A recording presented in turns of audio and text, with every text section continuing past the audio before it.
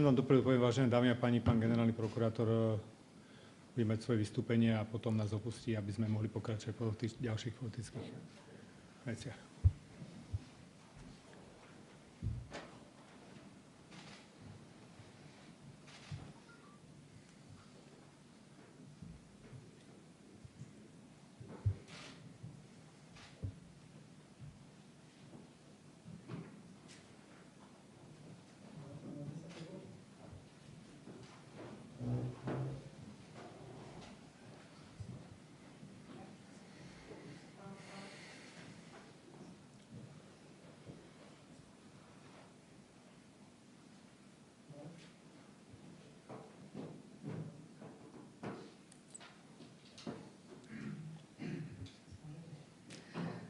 Dobrý deň, dámy a páni, vítajte na tlačovom briefingu po rokovaní Bezpečnostnej rady vlády. Informovať vás budú generálny prokurátor Maroš Žilinka, podpredseda vlády a minister obrany Robert Kaliňák, minister vnútra Matúš Šutaj-Eštok, policajný prezident Ľubomír Solák, námestník riaditeľa SIS poverený výkonom právomoci riaditeľa SIS Pavol Gašpar a námestník riaditeľ vojenského spravodajstva Juraj Štefanka. Nech sa páči, pán generálny prokurátor. Ja by som ešte si na úvod zobral slovo. Chcem sa poďakovať pánovi generálnemu prokurátorovi, že dnes prišiel na zasadnutie Bezpečnostnej rady. Je to pre nás vyjadrením záujmu o aktuálnu bezpečnostnú situáciu, ktorá je dramatická po útoku na predsedu vlády Slovenskej republiky. A preto vlastne sme si dovolili ho požiadať aj o určité stanovisko, ktoré teraz predniesie. Veľmi pekne ďakujem, že ste prišli, pán generálny prokurátor. Ďakujem veľmi pekne. Vážené dámy, vážení páni, to, že som sa dnes zúčastnil mimoriadneho zasadnutia Bezpečnostnej rady Slovenskej republiky, je výrazom mimoriadnosti situácie, v ktorej sa Slovenská republika nachádza. Ja po tom, čo som si vypočul vystúpenia členov Bezpečnostnej rady, môžem veľmi zodpovedne občanom povedať, že všetky štátne orgány, ktoré zodpovedajú za bezpečnosť v tejto krajine, si plne uvedomujú situáciu, v akej sa nachádzame, plne poznajú svoje kompetencie, tieto kompetencie aj uplatňujú a uplatňovať budú tak, aby sa občania Slovenskej republiky cítili bezpečne. V tejto bezpečnostnej architektúre Slovenskej republiky zohráva nemalú úlohu aj prokuratúra Slovenskej republiky a ja dávam garanciu, že prokuratúra je stabilným a fungujúcim orgánom, sústavou štátnych orgánov a tak ako v minulosti, zvlášť dnes v tejto výpletej dobe, budeme nekompromisne reagovať na porušenia zákona a budeme uplatňovať naše kompetencie. Určite ste si už všimli, že sú už aj prvé rozhodnutia súdne, tak pokiaľ ide o väzobné trestné stíhanie, ako aj pravoplatné odsúdenie, pokiaľ ide o schvaľovanie trestného činu alebo prejavy nenávistnej povahy. Myslím, že na pravidelnej báze bude verejnosť mať dostatok informácií o týchto neakceptovateľných prejavoch. Ale zároveň využívam túto príležitosť, aby som opätovne požiadal všetkých, vrátane médií, o tú nevyhnutnú mieru profesionálnej zdržanlivosti pri informovaní, predovšetkým vyšetrovania skutku súvisiaceho s vražedným útokom na predsedu vlády Slovenskej republiky, pána Roberta Fica. Ja verejnosť ubezpečujem, že orgány činné v trestnom konaní robia všetky potrebné úkony k tomu, aby tento skutok bol v rozumnom čase a zákonným spôsobom náležite objasnený, aby sa aj verejnosť dozvedela o všetkých súvislostiach tohoto skutku, o okolnostiach tohoto skutku, dôvodoch tohoto skutku a v konečnom dôsledku, aby bol páchateľ, ak mu bude preukázaná vina, aj spravodlivo potrestaní. V poslednej dobe sa šíria rôzne špekulácie o právnej kvalifikácii stíhaného skutku tohto vražedného útoku na pána predsedu vlády, ktorý je aktuálne právne kvalifikovaný ako pokus obzvlášť závažného zločinu úkladnej vraždy kvalifikovanej skutkovej podstate. Považujem za potrebné zdôrazniť, že predmetom trestného stíhania nie je právna kvalifikácia, ale skutok. Tá právna kvalifikácia skutku sa môže upravovať pri zachovaní totožnosti tohoto skutku podľa výsledku dokazovania a môže to byť tak aj v tomto prípade. Dnes sme v prvopočiatku vyšetrovania, práve preto je dôležitá tá zdržanlivosť, odstrániť akékoľvek špekulácie, hypotézy. Vyšetrovatelia a prokurátori pracujú so všetkými do úvahy prichádzajúcimi vyšetrovacími verziami. Vôbec sa nesústredíme len na jednu alebo na dve. A áno, tak ako vo verejnosti vznikajú otázky, že prečo skutok nie je kvalifikovaný ako teroristický útok, ani táto kvalifikácia do budúcnosti nie je vylúčená. Ale striktne na základe vykonaných dôkazov. Toto dokazovanie sa robí veľmi precízne. Veľmi precízne sa zabezpečujú aj úkony a budú sa zabezpečovať aj prostredníctvom úkonov právnej pomoci, čo si nesporne vyžiada aj určitý časový horizont. Ale ubezpečujem opäť verejnosť, že robíme všetko preto a budeme robiť všetko preto, aby tento skutok, ktorý skutočne deprimujúco zapôsobil na túto spoločnosť a pôsobí na túto spoločnosť, aby bol objektívne objasnený a ak to dôkazná situácia umožní, budeme informovať verejnosť o základných a zásadných skutočnostiach. Okrem tohoto skutku úkladnej vraždy alebo pokusu úkladnej vraždy sú vedené trestné stíhania aj vo všetkých súvisiacich prípadoch, ktoré vo verejnosti rezonovali. A to tak pre trestné činy neoprávneného nakladania s osobnými údajmi, ako aj pre trestné činy porušovania dôvernosti ústneho prejavu a iného prejavu osobnej povahy. O všetkých týchto veciach bude verejnosť informovaná, ak to dôkazný stav umožní. Prosím, zdržme sa akýchkoľvek špekulácií, hypotéz, robenia predčasných záverov, prípadne hľadania hneď vopred toho odsúdeného.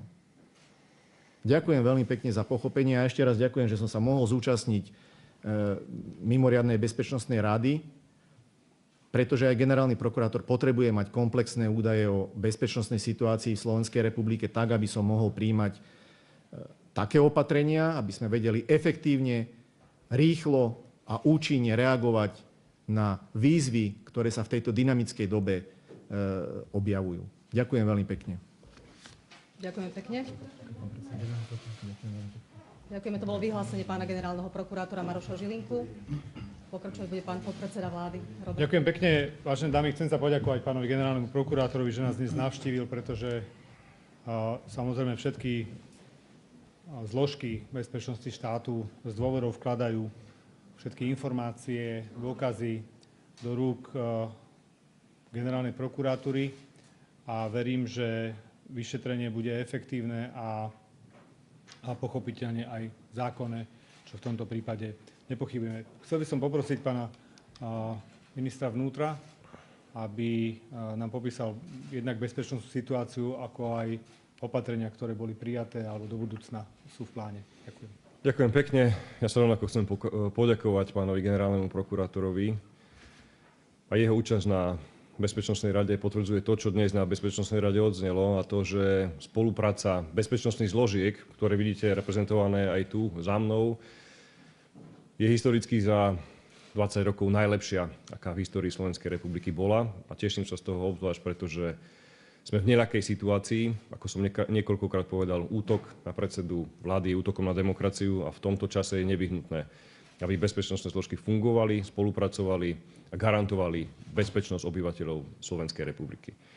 V tomto kontexte vás chcem informovať, ako tu už bolo pánom generálnym prokurátorom naznačené, v tejto chvíli polícia Slovenskej republiky realizuje presne 48 prípadov schvaľovania trestného činu, respektíve nenávistných prejavov, prípadne vyhrážania sa politickým predstaviteľom, aj opozičným, aj koaličným. 48 prípadov realizujeme. Je vysoký predpoklad, že to číslo sa na konci dňa realizovaných prípadov môže až dvojnásobiť, pretože ten celkový scope prípadov sa pohybuje zhruba do 100 k dnešnému dňu. 48 prípadov už konáme a realizujeme úkony súvisiace či už so zaistením páchateľov, alebo podobne. Opakujem, ide o šírenie nenávisti, schvaľovanie trestného činu alebo vyhrážanie sa. V tomto kontexte sme boli informovaní aj na Bezpečnostnej rade, že viacerým ústavným činiteľom bola poskytnutá osobná ochrana, aj predstaviteľom koalície, ale aj predstaviteľovi opozície, predsedovi jednej z parlamentných strán. V tomto kontexte chcem informovať, že rovnako bude všetkým, kde to bezpečnostná situácia vyhodnotí, poskytnuté tzv. Panic tlačítko, ktoré im umožní v prípade akéhokoľvek rizika vyslať signál na policajný zbor a bude im automaticky zabezpečená ochrana. Robíme všetko preto, aby sme garantovali, že všetci tí, ktorým sa vyhrážajú nenávistnými prejavmi alebo smrťou, naši spoluobčania, aby mali garantovanú bezpečnosť. A v tomto prípade nebudeme robiť akékoľvek výnimky medzi predstaviteľmi opozície a koalície. A chcem ešte raz vyzvať všetkých tých, ktorí na Slovensku, na tomto jednom Slovensku, ktoré máme, chceme žiť, aby sme s tým prestali. Teraz som vám povedal, že je to 48 prípadov, ktoré sú realizované. Ďalšie sú vyhodnocované. Prosím všetkých občanov Slovenskej republiky, aby si uvedomili vážnosť situácie a razantný a tvrdý postup polície, ktorý bude v tomto prípade aplikovaný. Takže ešte raz prosím, prestaňme so šírením nenávisti. Ozaj to platí pre všetkých. Pre politikov, pre médiá, ale aj pre ľudí, ktorí si myslia, že za pohodlím domácej klávesnice sú beztrestní. Nie je to tak. Rovnako vás chcem informovať, že včera bolo zvolané rokovanie Národného bezpečnostného analytického centra, kde za spolupráce všetkých bezpečnostných zložiek sme vyhodnocovali aktuálnu situáciu, aj v kontexte toho, čo tu bolo povedané, že ten trestný čin môže mať aj kvalifikáciu, čo nie je vylúčené, trestného činu terorizmu. Sme vyhodnocovali aj bezpečnostný stupeň teroristického rizika. Ten ostáva aj po včerajšom rokovaní NBAC rovnaký, to znamená druhý zo 4. Vyhodnocovali sme bezpečnostnú situáciu aj v kontexte tých oznamovateľov bombových atentátov nielen na školy, aj na nemocnice. O tom povie viac pán námestník Slovenskej informačnej služby.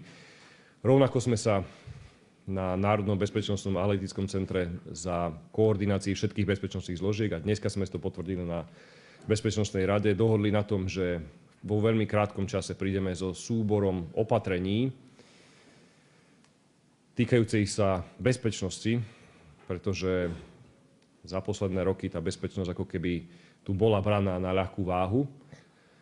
Pôjde o súbor aj legislatívnych opatrení, ale aj technických opatrení, ktoré vieme aplikovať, niektoré v krátkodobom horizonte, niektoré v strednodobom a možno niektoré aj v dlhodobom, na to, aby sme zvýšili ochranu aj ústavných činiteľov, ale aj ochranu štátu ako takého. V prvom rade vedeli garantovať bezpečnosť obyvateľom Slovenskej republiky. Čiže s takýmto materiálom tu prídeme. Myslím si, že v tomto prípade sa už bavíme aj o tom, že bude nevyhnutné, aby takýto súbor aj legislatívnych predpisov išiel na rokovanie parlamentu, kde budeme sa baviť aj s vedením parlamentu o potrebe nejakej ďalšej mimoriadnej schôdze, nakoľko tú aktuálnosť toho vidíme ako pomerne veľkú, takže bude to súbor aj legislatívnych opatrení, kde všetky bezpečnostné zložky od vojenského spravodajstva, Slovenskej informačnej služby, policajného zboru, ale aj od armády Slovenskej republiky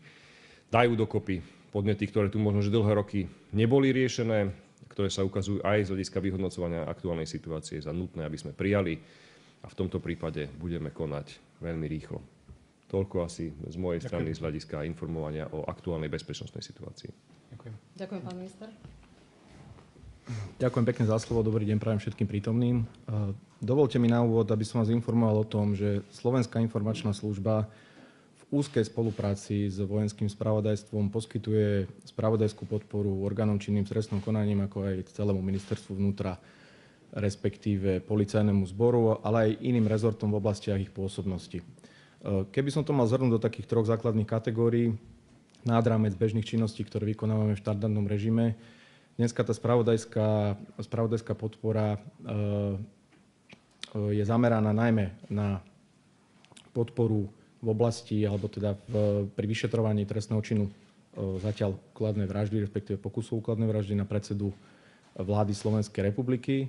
Tá druhá oblasť je zameraná veľmi intenzívne na monitorovanie nenávistných prejavov, najmä v online priestore. A tretia oblasť na spravodajskú podporu v oblasti bezpečnosti chránených osôb alebo iných osôb, ktoré sú dnes v ohrození. Nebudem tu dnes na tejto tlačovej besede prezentovať nejaké konkrétne opatrenia. Tie boli predmetom, ako už spomínal pán minister, včera expertného rokovania na úrovni Národného bezpečnostného analytického centra, respektíve nižších pracovných skupín, ktoré boli zriadené. V súvislosti s informáciami, o ktorých sme vás informovali na poslednej tlačovej besede, v nedeľu boli prijaté konkrétne opatrenia, najmä vo vzťahu k možnej hrozbe nahlásených nástražných výbušných systémov v nemocniciach. Na úrovni ministerstva zdravotníctva, aspoň podľa mojich dostupných informácií, bol zriadený krízový štáb. Už boli informovaní personál jednotlivých nemocníc o tom, ako majú v takomto prípade postupovať. Na úrovni ministerstva vnútra, respektíve policajného zboru, boli prijaté veľmi konkrétne opatrenia. My takisto po tej našej spravodajskej línii sa snažíme identifikovať už vo väčšej miere detailu tú informáciu, ktorá by mohla indikovať nejakú mieru ohrozenia tej ktorej konkrétnej nemocnice. Záverom by som sa možno ešte vyjadril k niektorým dezinformáciám, respektíve špekuláciám, ktoré boli od tej našej poslednej tlačovej besedy prezentované v médiách verejnosti. Mám na mysli teraz konkrétne informáciu, ktorú poskytla spoločnosť Meta, keď zaslala e-mail na viaceré štátne inštitúcie o tom, že to boli práve oni, ktorí stiahli, respektíve vymazali to konto na sociálnych sieťach, ktoré patrilo páchateľovi. Chcem vás poprosiť, aby sme neplietli jablka s hruškami. To naše vyjadrenie z nedele stále platí. Týka sa jednej z možných verzií, ktoré sa vyšetruje, a vymazanie účtu spoločnosťou Meta nemá žiadny súvis s zásahom do konta tohto páchateľa, ktoré sme spomínali my. Za mňa asi všetko. Ďakujem vám pekne. Ďakujem pekne. Vážené dámy a páni, výsledkom rokovania Bezpečnostnej rady bola zhoda na potreby vytvorenia pracovnej skupiny, ktorá bude pod vedením úradu vlády a jeho vedúceho Juraja Gedru, kde sa budú sústrediť všetky návrhy, ktoré budú pochádzať z jednotlivých rezortov a budú sa sumarizovať na budúcotýždňovej Bezpečnostnej rade, ktorá musí zasedať v týchto situáciách veľmi pravidelne. Budeme prvé návrhy vyhodnocovať.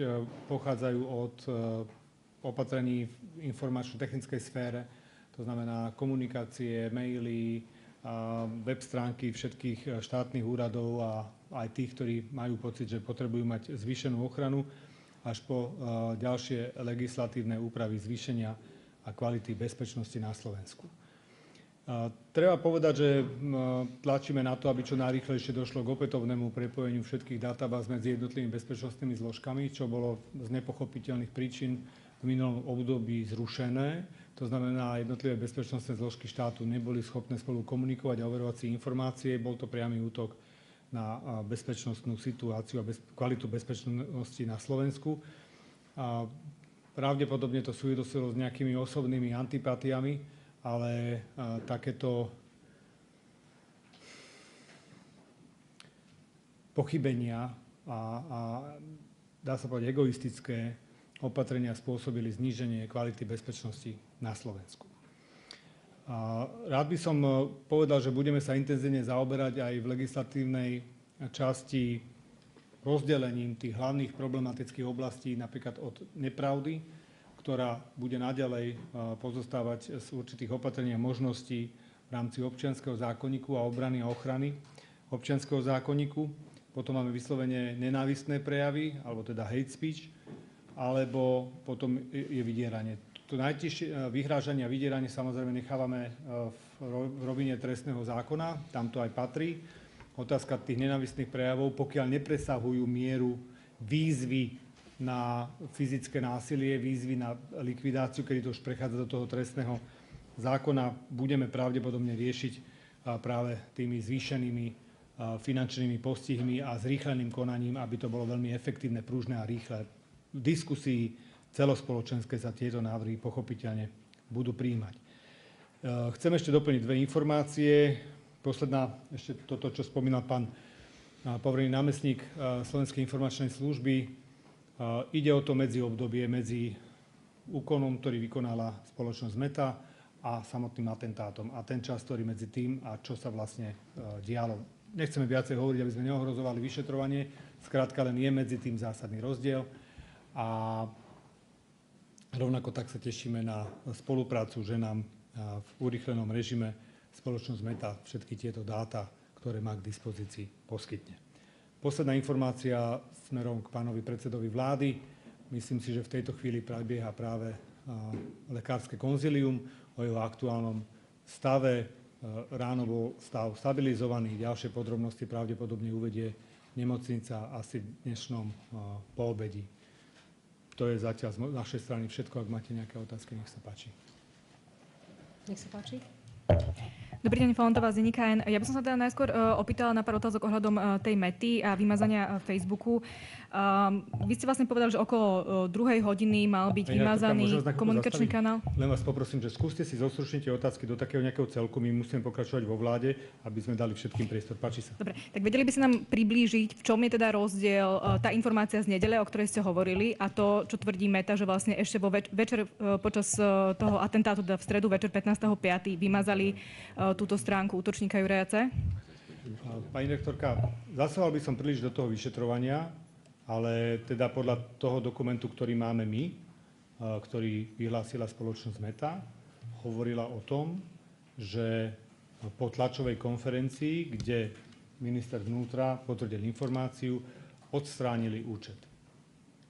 To bolo na druhý deň. Ak medzičasom zmenili svoje stanovisko, je to samozrejme možné.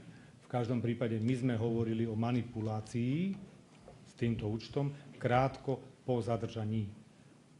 A to je ten čas medzi zákrokom Mety a tým väčšie množstvo informácií vám nemôžem poskytnúť. Vedel by som byť konkrétnejší, ale v tom prípade by sme ohrozovali priebeh toho vyšetrovania. Vy aj na základe nejakých iných informácií máte tú verziu, že by mohlo ísť nie o osamelého vlka, ale že mal pán Juraj spolupracovníkov? Tých informácií je niekoľko a viac. Nielen táto. To bola len jeden príklad, ktorý sme vám uviedli, aby ste mu rozumeli. Tých informácií je veľa a všetky sú súčasťou vyšetrovania. Ja keď ešte môžem doplniť, by sme sa netočili okolo tej témy, lebo predpokladám, že tých otázok máte asi viacej.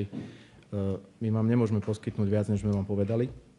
Zásadné je povedať jednu vec, že treba rozlišovať vyhlásenie a informáciu, ktorú poskytla spoločnosť Meta, od zistení a informácií, ktoré máme v dispozícii my. Tie informácie, o ktorých sme vás informovali na tej poslednej tlačovej besede, majú určitú mieru detailu na úrovni, dá sa povedať dneska už dôkazov. Z tohto dôvodu o nich nebudeme informovať, nebudeme vám ich nejakým spôsobom konkretizovať. Ide v podstate veľmi zjednodušené povedané pre vás, konkrétne denník N, aby ste nejakým nezmyselným, nepodloženým spôsobom neatakovali ministra vnútra na základe špekulácií a konšpirácií. Preto sa vás pýtame, aby ste to možno viacej objasnili. Ak sa môžem ešte poslednú otázku opýtať, že dávam ešte priestor na tú poslednú otázku, pani reaktorka, len teraz vás o to poprosil generálny prokurátor. V tejto chvíli nie je úplne priestor na to, že či sa vám podarí dokázať, že niekto nepovedal presnú informáciu alebo nepresnú. Ja by som s ňou rád súperil, ale nemôžem prekročiť ten prach. Ak si podrobne pozriete každé naše slovo z tej nedele, ktoré sme povedali, hovorili sme aj o odkaze deň pred tým, ako zaútočil. To znamená, je evidentné, že nejakú históriu priebehu toho účtu majú bezpečnostné zložky k dispozícii. Aj aktivít na tom účte. Stačí vám už takto táto odpoveď? Lebo točíme sa okolo úplne nepodstatného problému. My sme vám len chceli naznačiť, prečo Ministerstvo vnútra pracuje s ďalšou verziou. Nehovoríme, kto je na vine, nehovoríme, kto tam je, čo sa všetko stalo, len prečo je tá verzia širšia. Ja si myslím, že to nie je nejaký jadrový problém, len sme vám chceli naznačiť, chceli sme byť ústretovejší. Nechcem sa dostať do situácie, aby sa niektoré úrady začali brániť, že my radšej nič nepovieme, lebo každé slovo sa bude za každú cenu snažiť vyvrátiť. To za každú cenu, na to kladiem ten dôraz. Ďakujeme veľmi pekne. Nie, ešte tam je otázka, pani redaktor.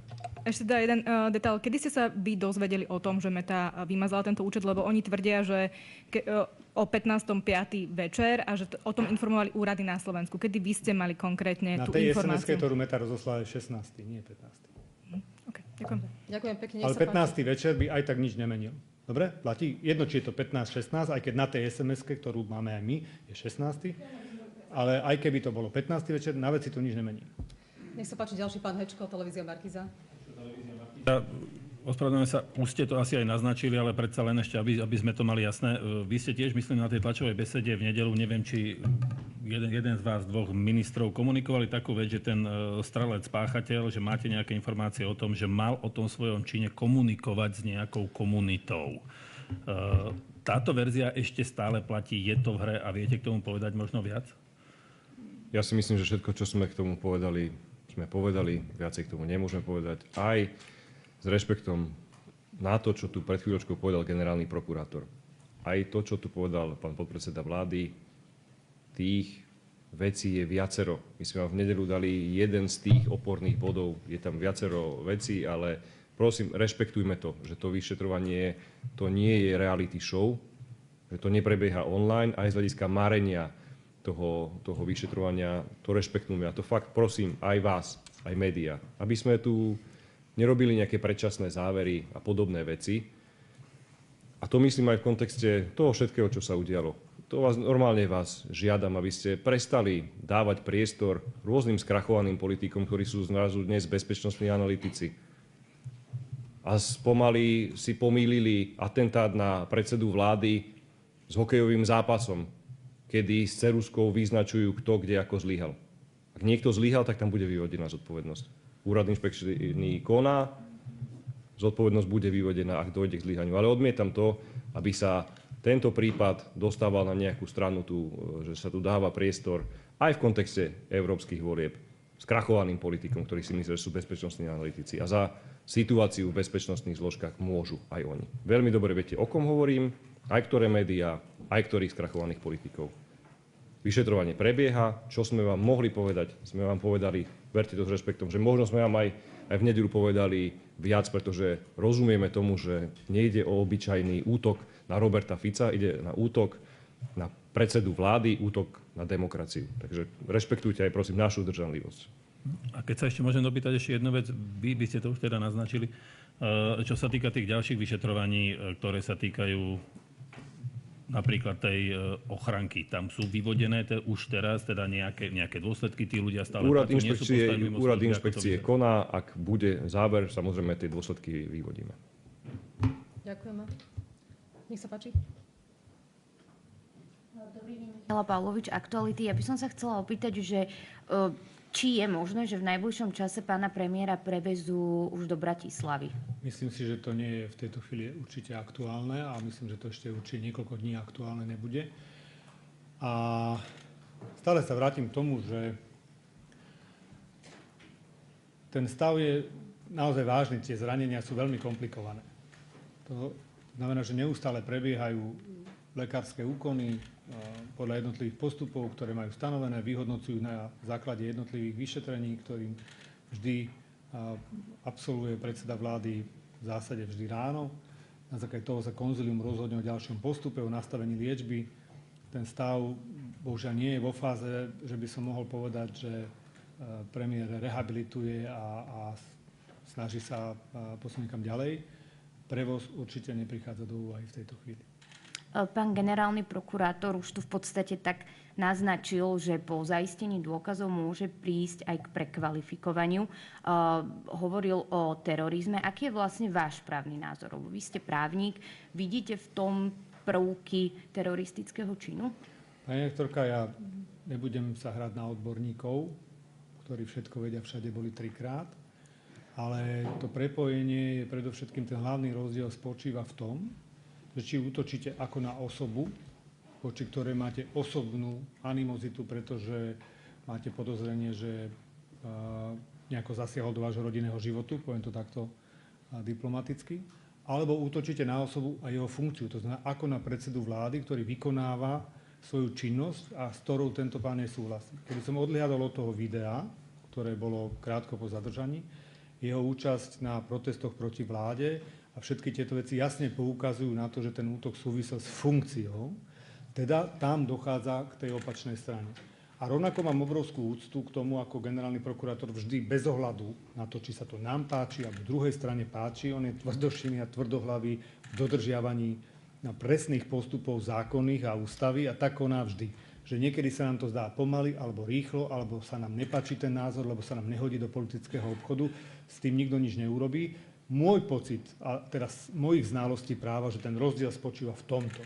Ak procesná situácia dynamicky sa vyvíja, preukáže, že sa jednoznačne prekláňa na tú časť, tak ako to dneska povedal, tak sú pripravení to prekvalifikovať. Čo samozrejme pre nás už toto podozrenie stačí, aby v rámci Bezpečnostnej rady sme mohli vlastne všetky zložky bezpečnostné zapojiť dokopy, aby intenzívne spolupracovali, to znamená vrátanie zložiek ministerstva obrany, pretože podozrenie z teroristického útoku je otázka aj vonkajšej, aj vnútornej obrany a tým pádom vlastne môžeme jednoduchšie zdieľať najmä personálne kapacity, lebo tie bezpečnostné opatrenia, ktoré sú vykonané, sú masívne, sú mimoriadne náročné na fyzický a aj časový fond jednotlivých príslušníkov bezpečnostných zložiek. Takže aj nám to zjednoduší situácia, ak môžeme viacej poskytnúť policajnému zboru podporu, predovšetkým personálnu. Či už v prípade pyrotechnických tímov alebo poriadkovej polície z radov vojenskej polície a podobne. Čiže tu treba odľahčiť, lebo tá záťaž dnes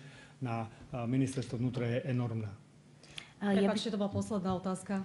Pani Viete čo, ešte máme, prepáčte pani kolega, že s vami vediem spor, do 25, čiže máme posledné 4 minúty, ak ste solidárna so svojimi kolegami, tak im ešte môžem sa opýtať. Nech sa tak dajte si ešte otázku. Chcela by som sa ešte opýtať, že keď ste boli s pánom premiérom, vy ste už aj včera v parlamente hovorili, že teraz ho chcete v podstate odľahčiť od tých povinností, nech sa sústredí na ten zdravotný stav, ale za tú celú dobu pán premiér nejakým spôsobom reagoval na ten atentát?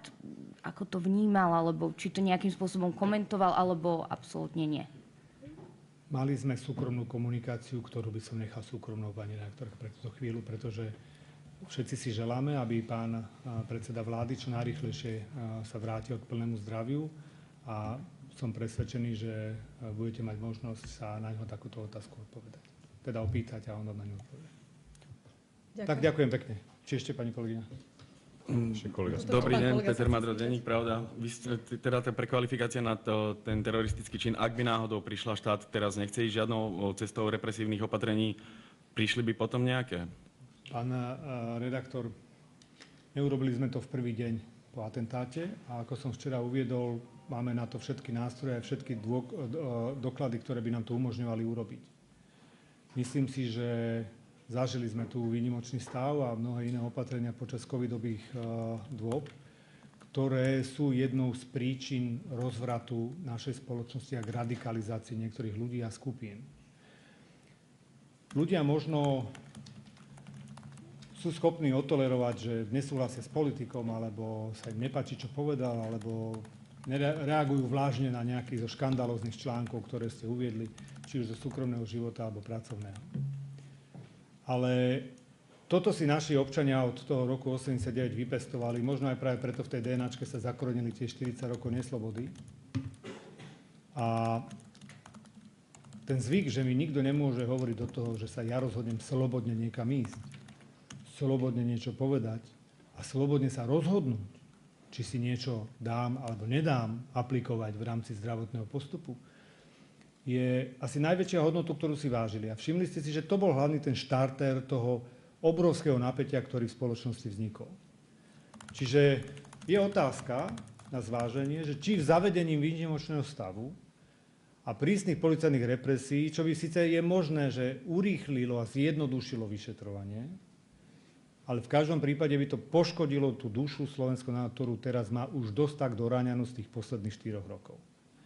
Čiže z môjho pohľadu na nič iné, a v zásade už dnes to nie je podstatné, nám stačí podozrenie z pohľadu toho, aby sme aktivovali proste bezpečnostné štruktúry, tak v zásade na touto skutočnosťou neuvažujeme, pretože by to prinieslo ešte viacej sfáru a viacej problémov. Tá demokracia je extrémne hodnotná a krehká a dostala obrovskú ranu a nechcem sa opakovať o učení chodení sa demokracie, skrátka je to tak. Musíme začať od začiatku, musíme začať od koreňov a toto na to určite nemá slúžiť. A navyše nie som si istý, či a kedy by generálna prokurátora, ktorá je slobodná vo svojom rozhodnutí, takto rozhodla. Na to sa nedá čakať, ani s tým počítať, ani to nie je pre nás rozhodujúce v tejto chvíli. Len to vyjadruje určité riziko, čo sa tu stalo. Ale tak, ako sme definovali, že naša cesta je predovšetkým ísť hlavne prevenciou.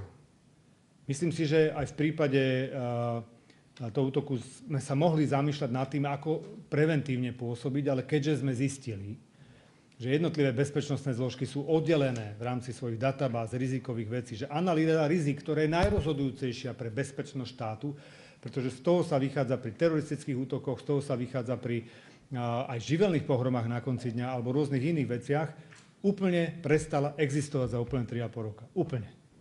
Čiže znova sa vraciame k tej spolupráci a k tomu, že chceme ísť preventívnym úkonmi. To znamená, aby sme predchádzali, aby sme išli pred problém. Je to najlacnejšie a najbezpečnejšie. Ja iba v krátkosti doplním, pretože ako tu bolo povedané, tá demokracia je nesmierne krehká. Aj v stave, keď je Slovensko zranené, je súčasťou demokracie aj sloboda prejavu. A my nechceme ísť cestou, ako išli predošlé vlády za 3,5 roka, kedy sa rozhodli, že s vašim názorom nesúhlasia a tak vás vypnú. Toto ja si nemyslím, že je cesta. Dnes vypínať médiá. A nechcem byť príliš odvážny, ale dovolím si povedať, že ak by tu bola vláda, ktorá tu bola pred 3,5 rokmi, tak asi nepochybujete o tom, že takouto cestou by išli. My si demokraciu vážime a súčasťou demokracie je aj sloboda slova. Len apelujeme tak aj na politikov, ale aj na vás, aby sme tú slobodu slova nezneužívali na šírenie lží, dezinformácií a klamstiev. To je celé. Ale cesta represií si nemyslím, že je dlhodobo udržateľná, práve naopak. Poďme sa vrátiť a zamyslíme sa nad tým, ako môžeme to Slovensko chrániť. To je celé. Ďakujem pekne. Toto je jedna z vecí, ktorú určite budeme musieť riešiť v tých legislatívnych opatreniach, pretože v tom poslednom období to bolo extrémne rýchlo zneužiteľné v rámci toho vypínania. Myslím si, že viacero médií je tu, ktoré spolu dlhodobo nesúhlasíme. A či už je to preto, že máme iný opačný názor politického spektra alebo pre iné dôvody, ale to nie je dôvod, preto ktorý si myslíme, že by mal byť niekto vypínaný. Teda nikto. A nikto ani nemá to právo hovoriť o tom, že ktorý ten názor je správny a ktorý je nesprávny. Je len iný názor. A z tohto dôvodu vlastne určite napríklad túto časť našich práv, ktoré nám garantuje ústava, keď tak posilníme. Pani rektorka, ešte poslednú otázku. Ešte Polantová z denníka. Ešte som sa chcela spýtať pána ministra vnútra, či nám môže povedať, koľko príslušníkov Úradu pre ochranu ústavných činiteľov je mimo služby momentálne po tom atentáte? Mimo služby neviem vám povedať, túto informáciu nemám. Skôr vám to poviem, že všetci príslušníci Úradu na ochranu ústavných činiteľov sú dnes nasadení, pretože tá ochrana je poskytnutá širšiemu spektru ľudí, ako je to štandardné. Takže ja to poviem, že tak ako sú všetci policajti v uliciach a ten výkon je zvýšený o 30%, tak rovnako aj Úrad na ochranu ústavných činiteľov, ak by v takomto režime mal ísť dlhodobo, tak je to aj z hľadiska toho personálneho stavu a toho rozvrátenia toho úradu, aký sme zdedili, to je neudržateľné. Takže ani Juraj, my budeme aj tieto prísne opatrenia určite mať nastavené minimálne do času prezidentskej inaugurácie. Aj tá inaugurácia bude v bezpečnostnom režime, ktorý bude garantovať bezpečie, ale dlhodobo udržateľný tento stav nie je. Práve preto hovoríme o tých preventívnych opatreniach. Takže ani Juraj F., ktorý mal pripraviť to video s útočníkom na chodbe policajnej, ani ten nie je mimo služby? Pani redaktorka, ja nemám informáciu, koľko príslušníkov je mimo službu, ale verte mi, že ak sú nejaké podozrenia, tak sú v momente. Lebo on zverejnil informáciu, že teda nezverejnil to video? Vy viete viacej ako my. A a meno viete, všetko viete, tak potom viete úplne všetko. Na čo sa nás pýtate? Ja ani neviem, ak sa niekto volá, akože možno, že vám všetky tieto informácie poskytnúť pána Hamra. Mýlim sa v tom, čo som sa opýtal? Ja netvrdím, že sa milíte, ja ho neviem. Preto neviem ja posúdiť. sa pýtam, že či mi to potvrdíte, alebo nie. Neviem, ako vy ste sa rozumeli. Neviem dnes posúdiť, odpadol nám, nie kameraman, ale iba kamera. Dobre. Chcem povedať, že nedokážem posúdiť pravdivosť vášho základu, vašej otázky, keďže takúto informáciu nemám. Ani len som nevedel, že niekto sa takto volá týmto menom, ktoré ste určili. Čiže neviem vám na to odpovedať. Ani teda na to nemám dôvod, ale ani problém v tom samozrejme. Ja keď môžem doplniť, tak toto je presne ten príklad, ktorým vytvárate v médiách a v spoločnosti, označujete dopredu, bez toho, že by bolo niečo vyšetrené, konkrétneho vinníka a pomenovávate ho menom. Toto je presne to, čo by sa nemalo teraz diať. Ďakujem. A jednak ja ani nechápem. A ja vám garantujem, že Úrad inšpekčnej služby vo veci koná. Ak bude skončené to konanie, budete informovaní. Ale to som vás teraz poprosil. Nevynášajte rozsudky ešte predtým. Vy nie ste ani prokurátorka, ani sudkyňa, ani KAT. A ja vám preto odpovedám, že majte zdržanlivosť. Ak prebieha konanie, tak ja som teraz povedal, že Úrad inšpekčnej služby koná aj v prípade zverejnenia zdravotnej dokumentácie. Tam nás tiež môžete informovať, že kto to bol. Či to bol tiež Juraj F. alebo kto. A rovnako vám garantujem, že keď skončí vyšetrovanie Úradu inšpekčnej služby, budete informovaní dovtedy. Nešpekulujme, nešírme nenávisť, buďme vecní a ctíme si zákon. A je to dobrá príležitosť, pani redaktorka, k tej jednej prosbe, ktorú tu vlastne mám posledné dni, je, že poďme merať 1 metrom. Naozaj. Poprvé, môj názor je, že neviem, v čom je právny problém toho videa, pretože to nie je súčasť vyšetrovacieho spisu, ani ničoho podobného, to neuteklo zo spisu, to nie je v podstate ani informačno-technický prostriedok, ani odpočúvanie, ani dôkaz. Môžeme sa eticky o tom baviť, či je to OK, alebo nie je to OK, ale v každom prípade právny problém tam ja osobne žiadny nevidím, ale opýtam sa, že keď uniklo video z chaty, povedzte mi, vedeli by ste nájsť jedinú vašu otázku pánovi prezidentovi Hamranovi, že či stíha tých, ktorí to video vyniesli? Odpoveď poznáme obidvaja. Odpoveď poznáme obidvaja. Nepýtali ste sa. My sme na to vtedy poukazovali. Čiže neviním vás... Áno.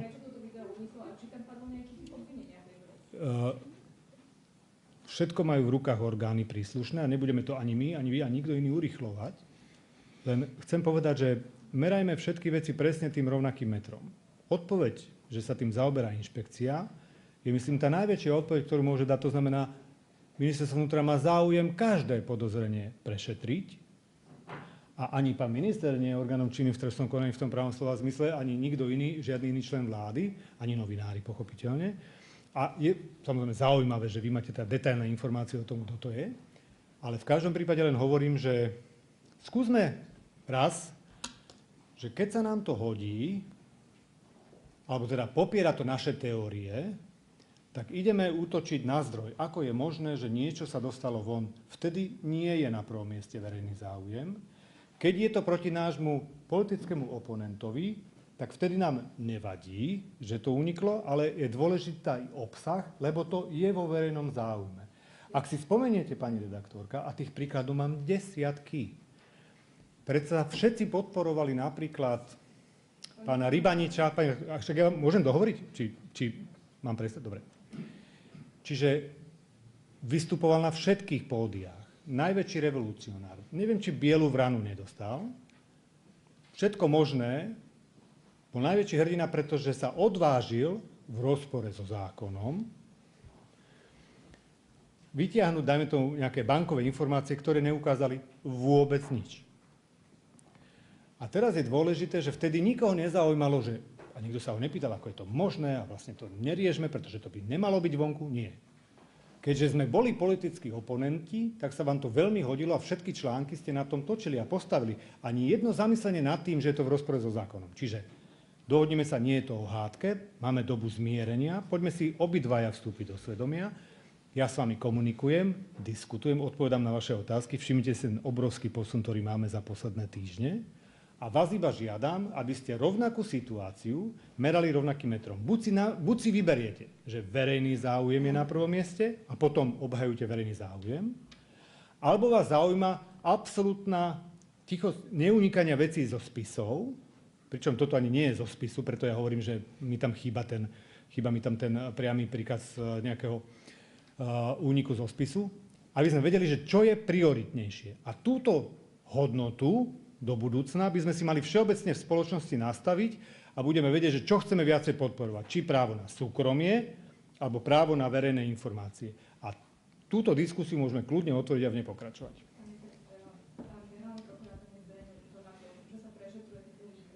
No,